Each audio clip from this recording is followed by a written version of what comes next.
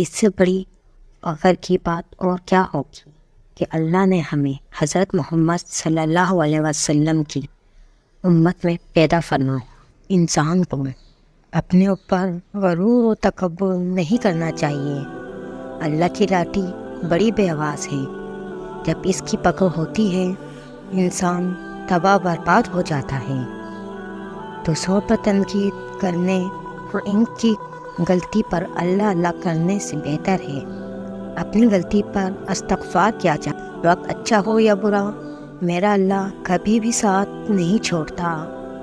میں اپنا ہر غم اللہ کو بتاتی ہوں، کیونکہ میرے غموں کا علاج صرف میرے اللہ کے پاس ہے۔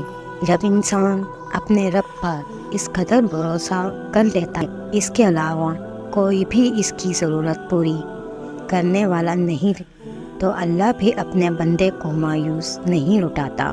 جہاں سے ہماری سوچ ختم ہو جاتی ہے، ٹھیک وہاں سے اللہ کا فیصلہ شروع ہو جاتا ہے۔ جب رب راضی ہونے لگتا ہے تو بندے کو اپنے عیبوں کا پتہ لگنا شروع ہو جاتا ہے، اور یہی اس کی رحمت کی پہلی نشانی ہے۔ رات کی خاموشیوں کے آنسو ضدی بچے کی طرح ہوتے ہیں، رب کی بارگاہ میں بات منوا لیتے ہیں اور اس لاڈلے کی بات کبھی رد نہیں کرتا۔ پھر ایک وقت ایسا آتا ہے جب دل کی ساری خواہشات ختم ہو جاتی ہیں اور دل چاہتا ہے بس وہی ہو جو اللہ چاہتا۔ مجھے بہترین نہیں چاہیے، بس وہ چاہیے میرے رب کی رضا۔ اللہ سے دوستی کے بعد پھر ایک وقت آتا ہے جب آپ کو تنہائی سے ڈر نہیں لگتا، اکیلے رہنا برا نہیں لگتا، آنکھ میں سے لوگوں کی وجہ سے آنسو نہیں گرتے، ہونٹوں پر ہر وقت مسکراہٹ رہتی ہے، ہم سے کوئی بات کرے یا نہ کرے دل مطمئن رہتا ہے۔ حضرت محمد صلی اللہ علیہ وسلم سے پوچھا گیا، قیامت کے دن اللہ تعالیٰ کے حضور کون سے لوگ درجے کے لحاظ سے سب سے بہتر ہوں گے؟ حضرت محمد صلی اللہ علیہ وسلم نے فرمایا، اللہ کا کثرت سے ذکر کرنے والے۔ نماز اللہ سے ملاقات کا بہترین ذریعہ ہے۔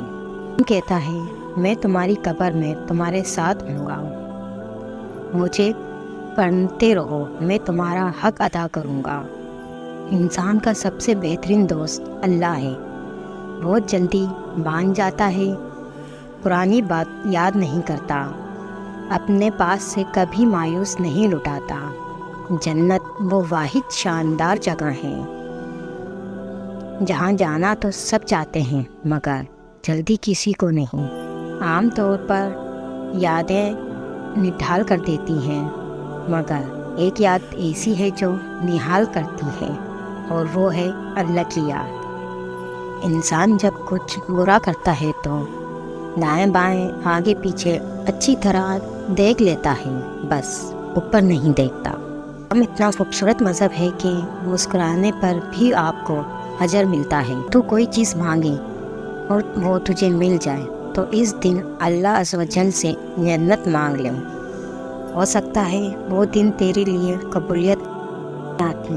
اپنے گناہوں کے ڈر سے یا رب پھر سکون سے سو جاتی ہوں، یہ سوچ کر کہ تیرا دوسرا نام رحیم بھی ہے۔